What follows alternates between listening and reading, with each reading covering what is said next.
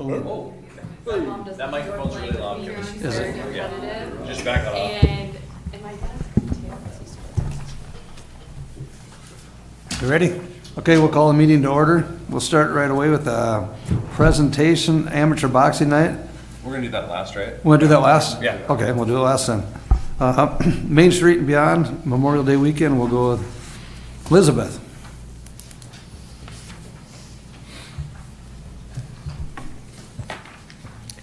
Greetings, I am Elizabeth with Mitchell Mainstream Beyond, and I appreciate your consideration for the Memorial Weekend in Mitchell for the SEA grant. We are thrilled to host Memorial Weekend in Mitchell as the event enhances the quality of life for our residents, neighboring counties, and beyond.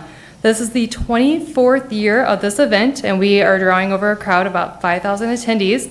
With your help, we plan to expand our marketing efforts this year to focus on northwest corner of Iowa, southwestern Minnesota, and northeastern corner of Nebraska to attract visitors who will enjoy this event and stay overnight, to stay here for the South Dakota Mud Racers that's hosted on May 25th. Our goal is to have 5% of 5,000 attendees stay at local hotels.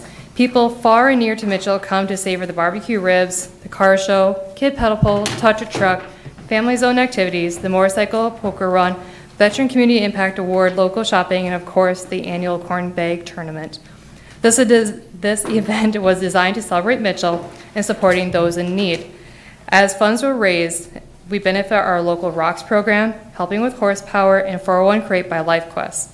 We also partnered with the Corn Palace Visitor Center over the past year, and I'm doing good on time, so I'm going to say it really quick, that last year we had a family passing through, and they saw a bunch of cars and stuff happening at South Main Street, so the Corn Palace Visitor Center said, yeah, that's Memorial Weekend in Mitchell. They came down, they ate ribs, they stayed for the awards and actually caught me afterward and asked about what else Mitchell had to offer and the South Dakota Mud Racers, and we talked hotels.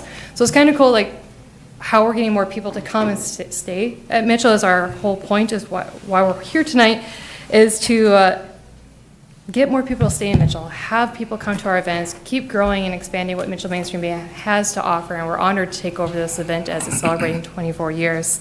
To discuss the financials, we're requesting $2,000 for that breakdown. $1,000 would go towards helping the cost of ribs. We do provide the ribs free to all the teams. And then the other $1,000 would be for marketing efforts in the outer reach to get visitors to come spend the night in Mitchell. With our expanded marketing initiatives, we anticipate to increase hotel stays for that event. Thank you for your consideration, and we look forward to collaborating with you. Thank you. Thank you. Any questions for anybody? I think it's been going on enough, people know about it. Yeah, we're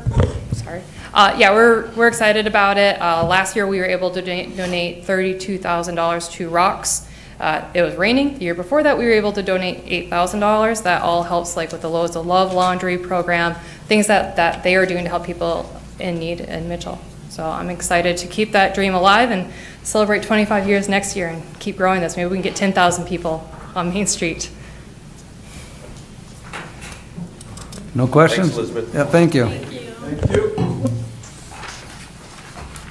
Next, we'll go to Mitchell Area Community Triathlon with Teresa and Emily. Hello, you've probably seen me before at this. This is Teresa. We are on the triathlon committee. This is 10th year. I put that in air quotes because COVID took one away from us. The biggest expense, as I've stated in years past, is the timing aspect of this, and without expensive timing equipment and people to do that, this event cannot happen. It has to be meticulously timed to make it successful. Every year we get kind of a consistent number of people, or racers I should say, between 60 to 70, I think, athletes come from all over the state of South Dakota, Nebraska, Iowa. We've had like Kansas, people Texas, from Alabama.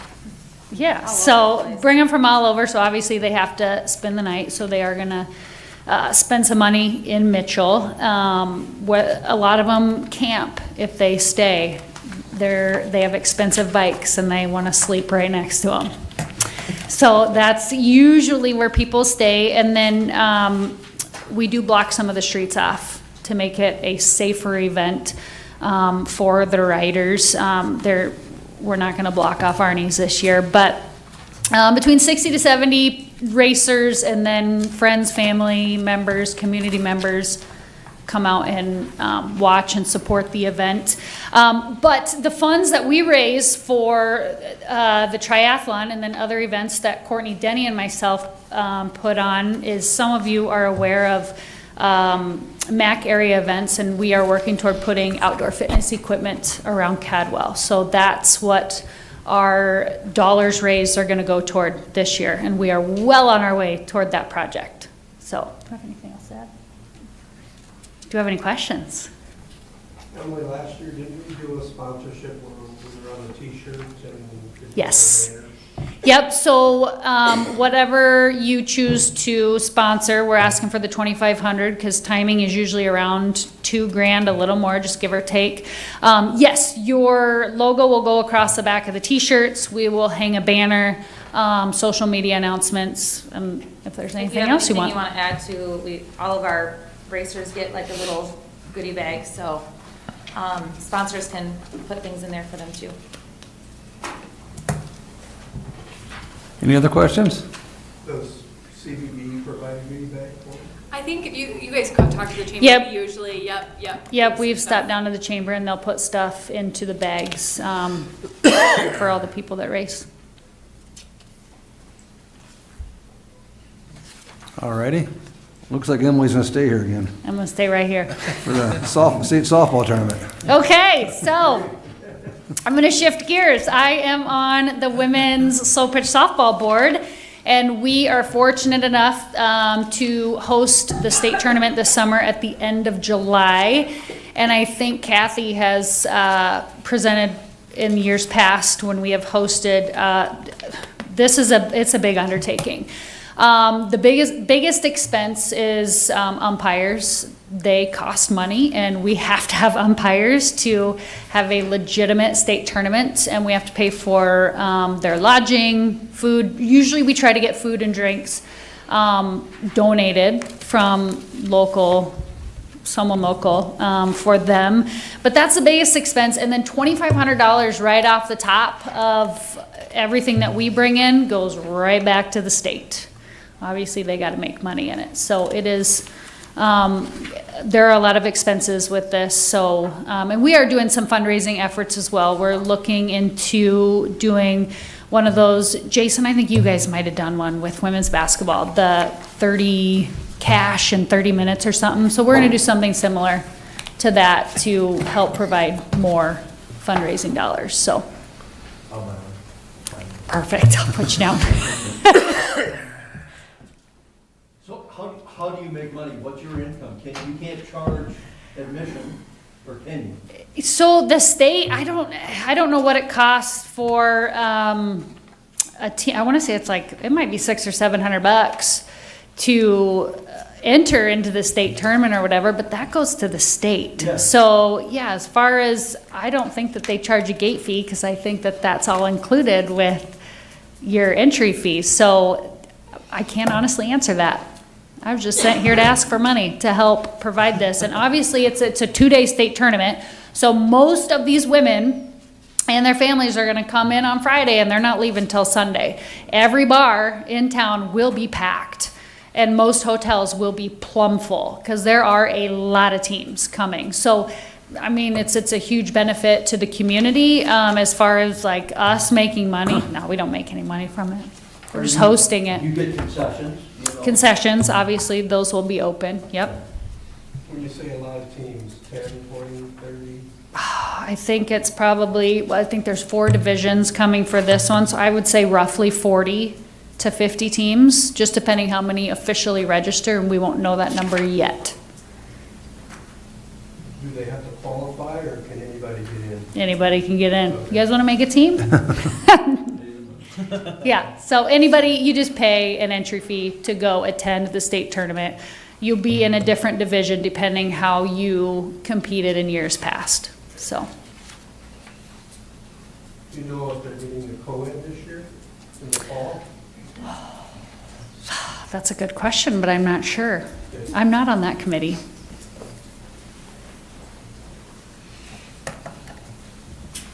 Any other questions? All right. Thanks, Emily. Okay, thank you. Thank you. Next, we'll go to the Rods and Rides Car Show. Jerry Wright. Hello, everybody. Jerry with the 301 Rods. Same show, new name this year. It's been the Outcast Car Show for the last 20 years.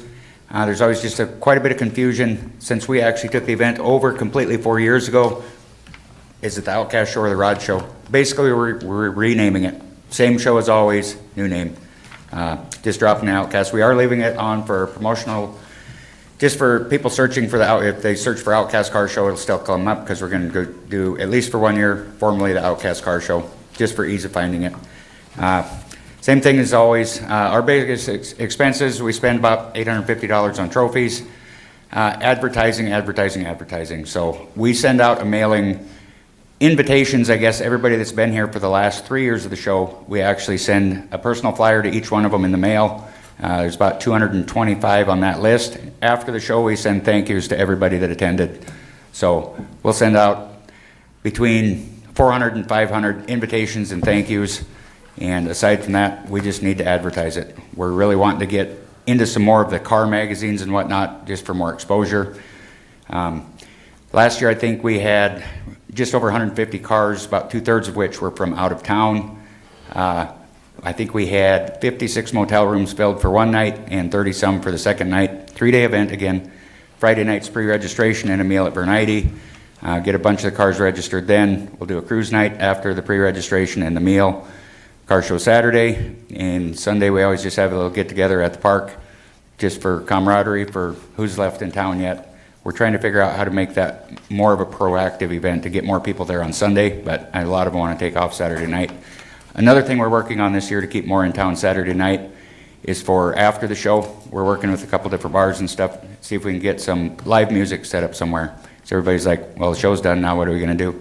Even with Oktoberfest last year, when we were all done, Main Street was a ghost town at 10:30 at night. We're trying to get something working with somebody that we don't necessarily have to run, but in collaboration with, just to keep more people in town, have more things to do Saturday night.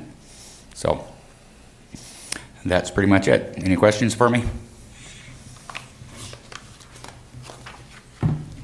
Okay, not a lot of questions today. Thank you. Okay. Yep. Thank you.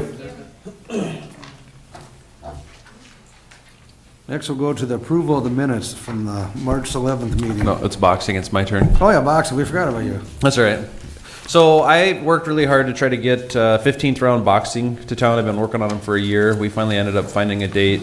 It's over Easter weekend. It's about the only time nothing was going on in town as far as other events. They just needed a little help. I think they're going to have teams. They have 27 scheduled bouts right now. They said usually 5 or 6 of them will drop out because they don't want to get beat up in public, obviously. So they're all amateurs, but they're all professionally trained. They're trained at professional gyms, so it'll be like a real boxing tournament. So it'll be really cool. Some of these guys are training for the Olympics or training to go pro.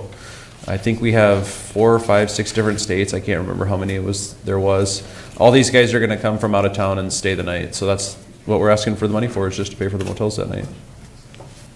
We were hoping to sell some more tickets, but it's tough over Easter weekend. They've been selling a few? We got 21 tables sold right now. And some general admissions. We were hoping to sell 2,000 tickets, but we're about 1,800 short, so. Any other questions for Jordan? All ready? We'll go to the approval of the minutes from our last meeting. So moved.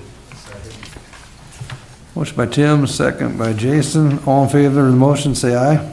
Aye. Against, nay. Motion pass. Financial report. Okay, financials are in your packet. This is year-to-date, April 3rd, 2025. And up towards the top, as we always share each meeting, we have the expenses, the award checks that have been written so far in 2025 is $57,750. All the committed items are paid for, or checks are written for 2025. So the current available fund balance for the SEA committee is $92,250. The total collections by month chart, we had one update. Our collections in December of 2024 for the month of November increased to $25,402. Our collections that were submitted in March for February was $13,607.50, and one establishment is past due.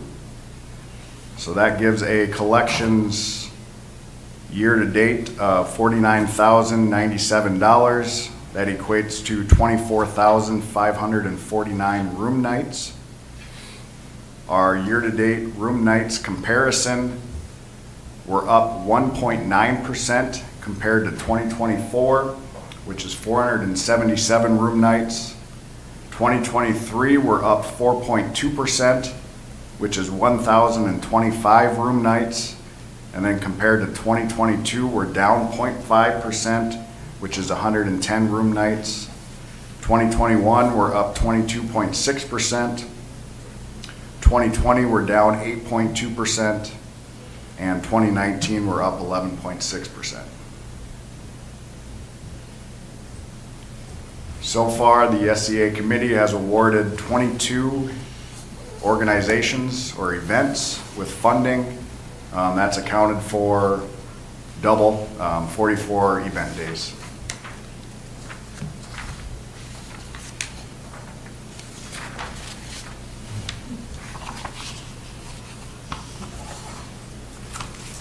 Any questions on the financials?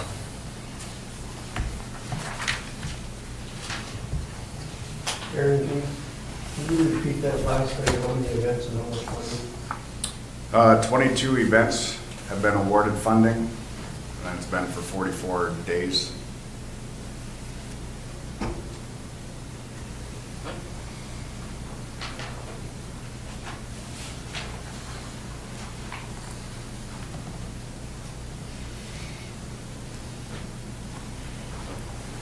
Okay, Motion to approve. motion by Dave. Who's that? Okay, second by Emily. All in favor of the motion, say aye. Aye. Against, nay. Motion passes. We'll go to evaluation forms and financial surveys. All right, so we've graciously had, what do we have? 8 surveys that the event organizations have taken time to complete and submit. Just gives us a little snapshot into the event. The first one were the 2 Dakota Riptide swim meets for December 6th through the 8th in 2024, and then January 18th through the 19th here in 2025. Event met expectations. Total spectator attendance in December was about 600. In January, it was a smaller meet, so they had 250. Total participants in December was 200. In January, they had 115. Those are the cities that participated in it. Room nights, they estimated about 100 for December and 60 for their January meet. SEA awarded $5,000 total for both meets. That was used for facility rental, lifeguards, equipment rental, coaches, and official hospitality. And then they did provide financials for both meets. The December meet, net profit of $12,331.57. And then their January meet, net profit of $5,058.92. That just goes toward day-to-day operations for the club. Next one was the Palace City Robot Rumble, December 7th of 2024. Event met expectations. They did provide assistance with promoting the event locally going forward. Total spectator attendance of 400. They had 60 participants. Listed there are the schools and cities that participated. They did not provide an estimation of room nights. SEA awarded $1,500. They submitted a pretty thorough budget. Looks like event revenue, event expenses, some pie graphs, some bar charts. So looks like a loss of right around $35.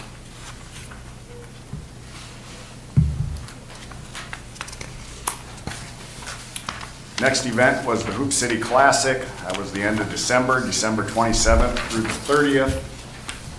Event was a 5, exceeded expectations.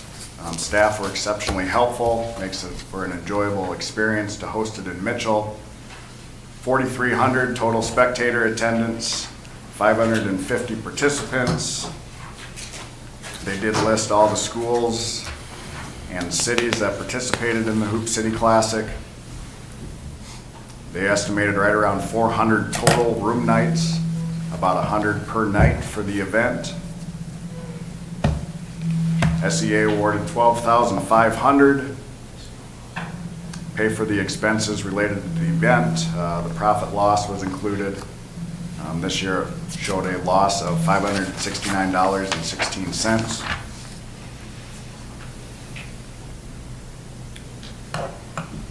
The next evaluation forum was the Palace Ice Festival. That was January 17th through the 19th of 2025.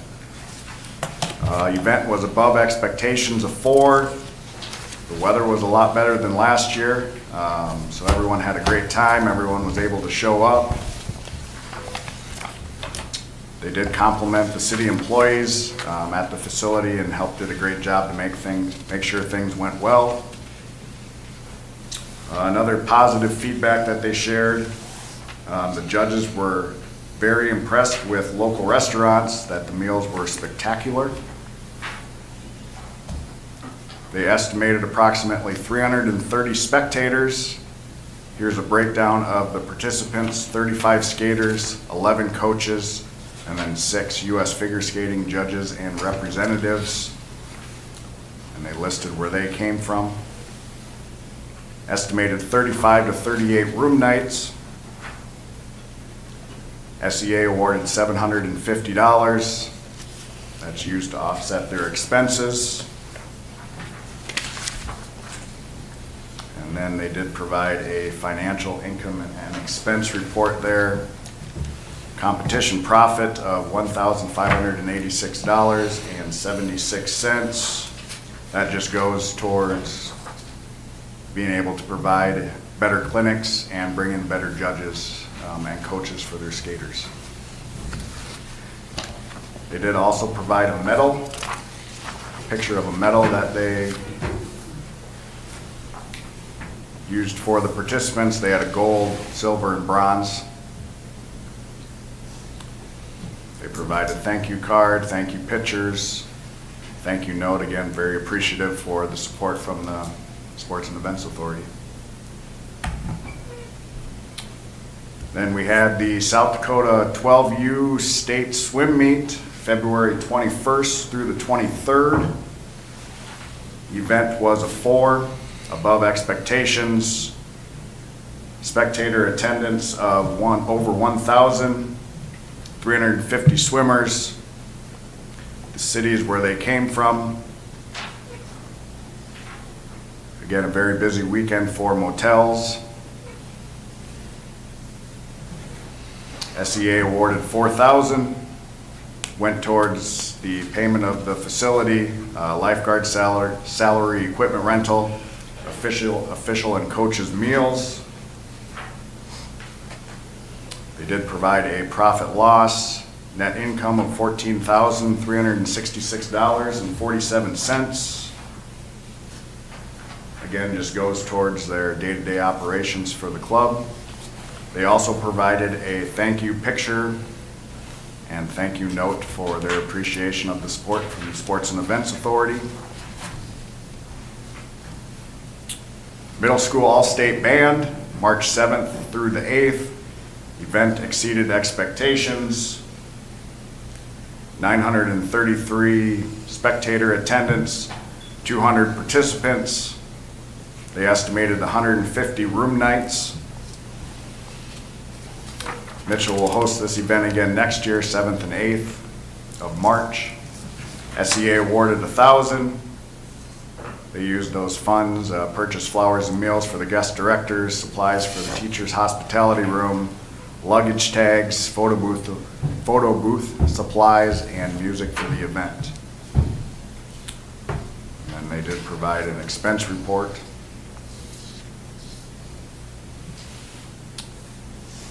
Rob Marchand Harb Johnson Basketball Tournament hosted on March 8th, above expectations.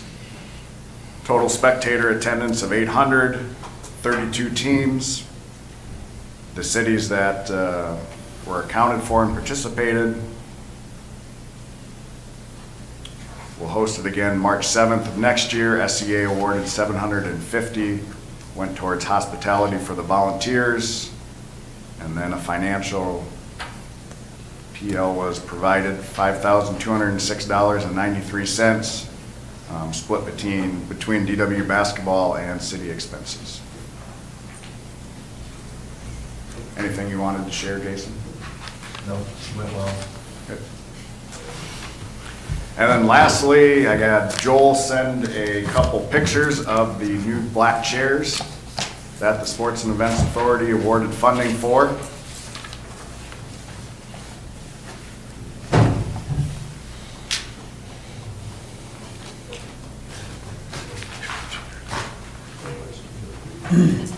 All right. What we got next on the agenda, I'll just go right into a much more probably brief update here as far as Play Easy goes. I kind of went through all the features of it in past meetings. But again, this is the homepage of the platform. A post was made here. We made a post this morning regarding the upcoming Lucky Devils Adult Hockey Tournament. I'll always provide the number of event organizers within the platform, so we're up to 724 organizations throughout the country that are able to put together and submit RFPs. There's 320 of the destinations that are provided within this platform that have the opportunity to review those RFPs. Currently, there are 210 open within this platform. The public profile page for the Mitchell Sports and Events Authority, again, they're able to view the facilities, hotels, attractions, and upcoming events. Most of you received a QR code for your respective facility or establishment that you're a part of. If you scan that QR code on the flyer, that takes you specifically to your event microsite.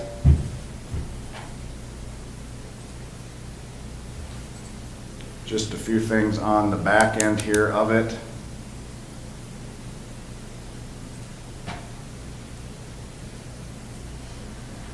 I'll come back to the leads here. Just a couple reports that I'll always provide information about. So the profile activity, this is from year to date. These numbers won't populate, but what we have is 40 unique visitors, so individual visitors have viewed the Mitchell Sports and Events Authority webpage 1,014 times. We've had 18 individual visitors view our facilities for 206 views. Corn Palace continues to be the most viewed, 9 visitors, 29 views. Our event performance. So again, 22 event microsites created so far, 277 visitors for 1,021 views. We've had 19 registration clicks and 26 ticketing clicks. The winner of event performance continues to be the DW Culver's Girls and Boys Classic. That was viewed 47 times. for 147 views. We have yet to have a hotel booking through it. Back to leads. There's been 165 out of those currently 210 that have been selected by some sort of criteria in our platform that have come to the Mitchell Sports and Events Authority. We've passed on 162 of them. More room nights than we can provide, facility space, date overlapping, just additional criteria that we are not able to match. One that we submitted an RFP for, and we did receive email confirmation. They received our application, they just decided to go with a different location. Again, not having an adaptive sports organization within South Dakota or within Mitchell was probably one of the big criteria that we were not able to account for. The two soccer ones received confirmation, I guess, reach out from Scott Mullenmeister, so they have invested quite a bit of time into their spring tournament for this year and their fall one. So I guess they're doing what they're expected to do with the facilities out there. So they're hosting the spring and the fall, and then we'll revisit with them this winter and see if they want to pursue another tournament. But I believe their spring one is coming early part of June, and then they have that Cornucopia tournament first week or so of September. So their time and board are invested into those two tournaments.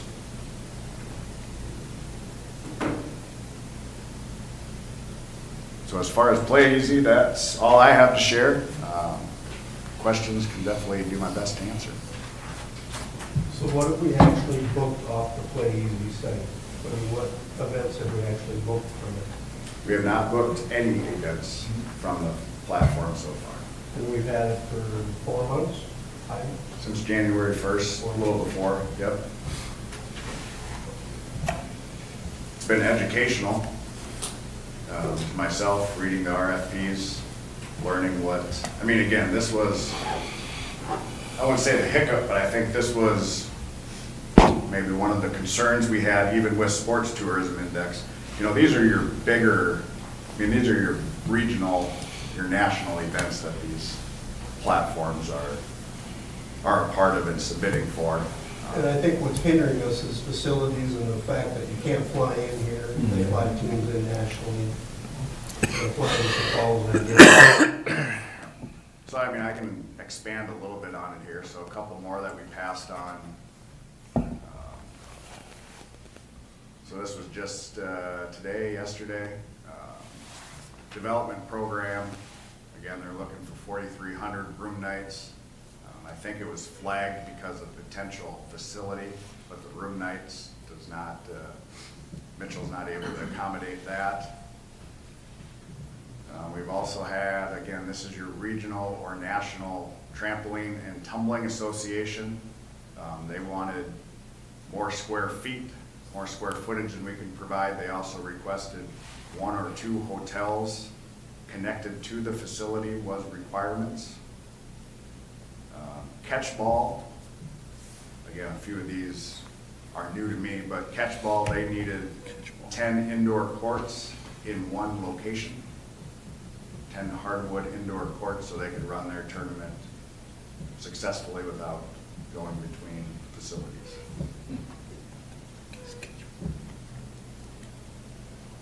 You know, the junior champ, AJGA, that's the higher profile golf organization within the country. Obviously, I've been in communication with Eric. They're just booked for this year, next year, until Wild Oak gets established again. This would be something we could consider trying to get up here again. I understand it probably wouldn't fall in between the priority time frame to fill hotels. We don't have to be in the summer months, but I guess just more to expand on a little bit of what I've been sharing. We've had events or RFPs available to us. It's just we look further into them and the additional criteria we just can't match. The one that a shot at with broom ball, but I suppose that's gonna be in Minnesota, because we don't have any associations in South Dakota. Yeah, no local broom, or statewide, it's even pretty sparse. This year it's Wisconsin, Kevin, you remember where, Wisconsin, Madison? Yes. And most of these teams are, yes, commuting from your Twin Cities area. So without that local association, the experience, potentially the time they were asking for did overlap with the Lucky Devils coming up here. They wanted it for the first couple weeks of April.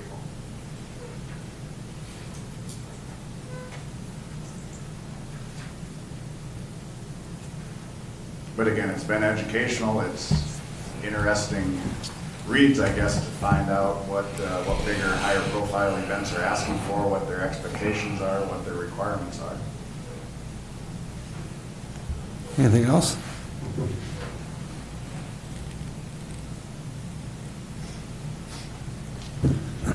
Upcoming events, there was a list, again, as always, included on the agenda. A couple to highlight. Again, these were awarded Sports and Events Authority funding. This coming weekend, Friday, Saturday, Sunday, the 14th Annual Lucky Devils Adult Hockey Tournament, Mitchell Activities Center. April 25th, Your Town Tour, Neil McCoy, World's Only Corn Palace. April 26th, a night with Dan Gable, the TNT Inflatables facility in Dimock, South Dakota. And then, as always, we have the Mitchell Chamber events calendar, as well as, just rolled out last week, Facebook page, Mitchell, South Dakota events. This will work with the calendars throughout the community. Once they're posted, they will also be posted to this Facebook page as well.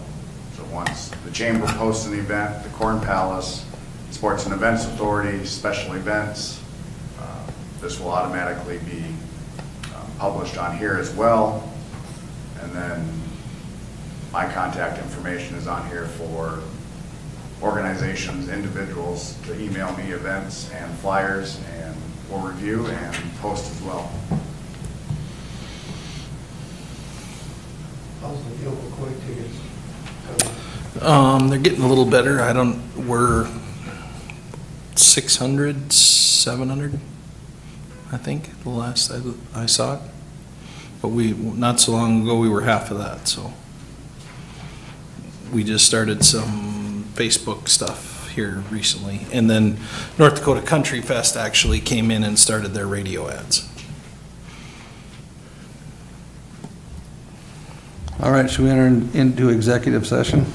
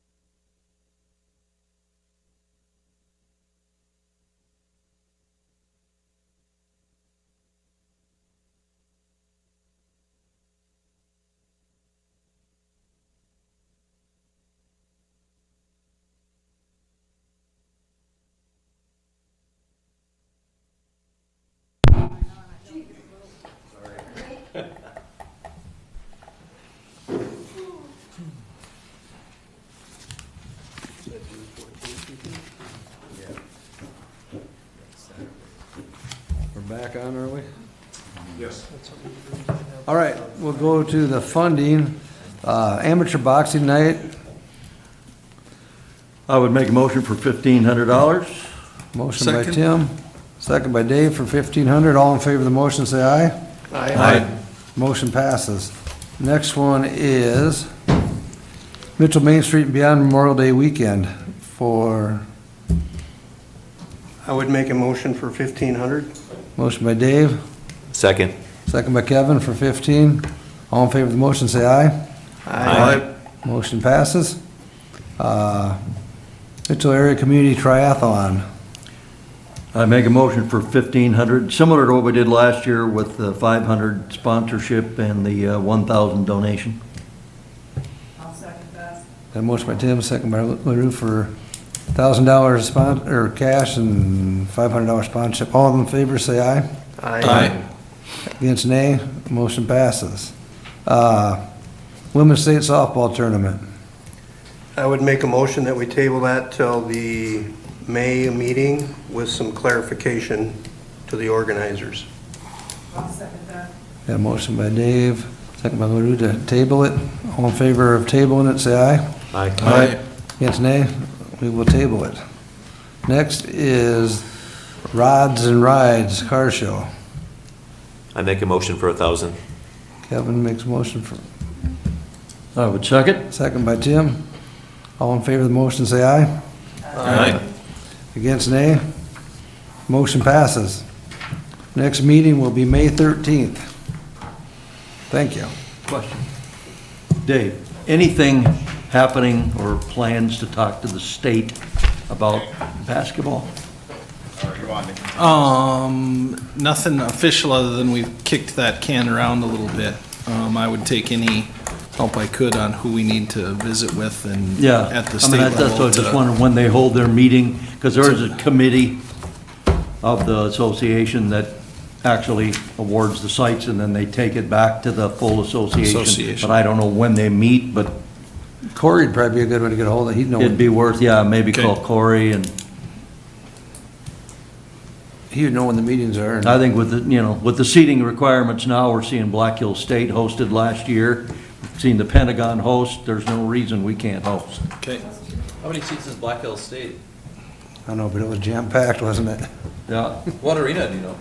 It's on at the the Black college. At Hills, their it's on the college campus. arena, which is probably 3,000. It's The the, native school got in and it it's just the packed Samson it. guy that donated the money, arena. Oh, T. Denny? Not Denny, but his, Oh, the other. the other guy. 3,800, so. Dykehouse, Dana. yeah. Dana Dykehouse. Are we adjourned?